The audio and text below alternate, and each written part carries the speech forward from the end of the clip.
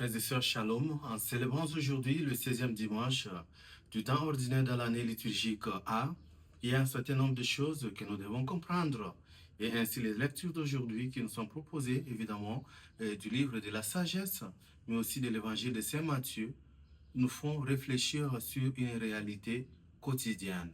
Le mal, l'existence du mal, mais aussi l'existence de bien. La plupart de nous, nous posons des questions pour savoir d'où vient le mal, qui est l'auteur du mal dans le monde, et des deux, pourquoi la persistance du mal alors que le règne de Dieu nous est déjà apporté par Jésus-Christ, et à quand le mal sera étouffé complètement. C'est des questionnements qui passent dans nos pensées chaque jour et parfois qui bousculent notre foi. En effet, ce que nous devons savoir est que ces lectures mettent en évidence la nature même de Dieu. Si nous lisons l'histoire de la rencontre de Moïse dans le buisson ardent, Exode chapitre 34, verset 6, le Seigneur se révèle à Moïse marchant devant lui comme un Dieu miséricordieux, un Dieu compatissant, lent à la colère et surtout riche en bonté. C'est sa nature. Ce n'est pas un Dieu qui étouffe, ce n'est pas un Dieu qui écrase, mais c'est un Dieu qui, dans sa patience et dans sa miséricorde, nourrit ce qui a tendance à se perdre et pour les récupérer. C'est un Dieu très amoureux de sa création qui ne veut pas vraiment perdre la dite création. Ça, c'est la nature de Dieu. Mais maintenant, pour nous hommes, d'où vient le mal? L'Évangile le dit clairement, le mal vient de l'ennemi. Le mal est ainsi disséminé dans le monde par l'ennemi, par le démon. C'est lui l'auteur du mal. Mais pourquoi le démon n'est pas étouffé? Pourquoi le mal n'est pas étouffé? La liberté de l'homme.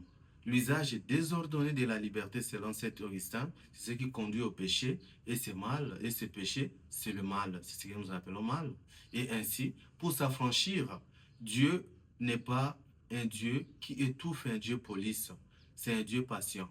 Il voit bien comment le monde évolue, il voit bien la croissance du mal, mais il est patient parce qu'il est convaincu que si le cœur de l'homme écoute sa voix, le cœur de l'homme est capable de changement, de conversion, et afin de redevenir un cœur amoureux de Dieu. Et ainsi, Dieu ne veut pas aussitôt étouffer. Dieu laisse du temps. Mais aujourd'hui, nous humains, nous abusons de la patience de Dieu. Comme Dieu ne parlait pas, comme Dieu est assez patient avec nous, nous nous égarons davantage, ne sachant pas que seul Dieu est le dernier juge.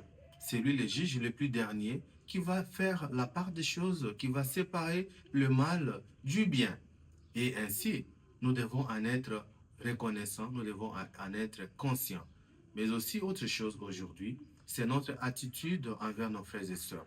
Si Dieu lui-même est patient envers nous, s'il fait pleuvoir sa pluie sur les méchants, mais aussi sur les justes, si même le psalmiste, psaume 129 dit, si tu retiens nos fautes, Seigneur, qui pourra subsister, qui subsistera, alors nous-mêmes, nous devons aussi être patients, miséricordieux, tolérants envers nos frères et sœurs. Nous sommes les premiers aujourd'hui à condamner nos frères et sœurs.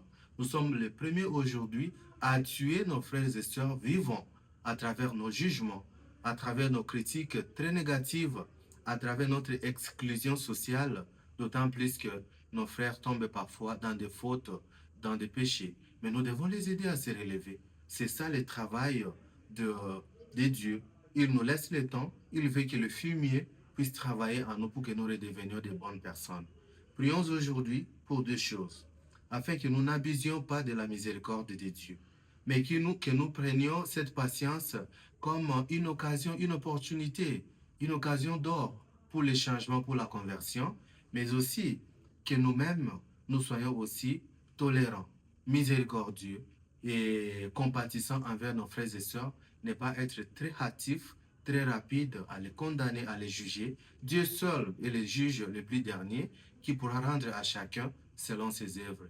Que le Seigneur vous bénisse, qui vous accorde un dimanche béni et surtout fructueux pour la conversion, pour la tolérance, la miséricorde envers nos frères et sœurs. Amen.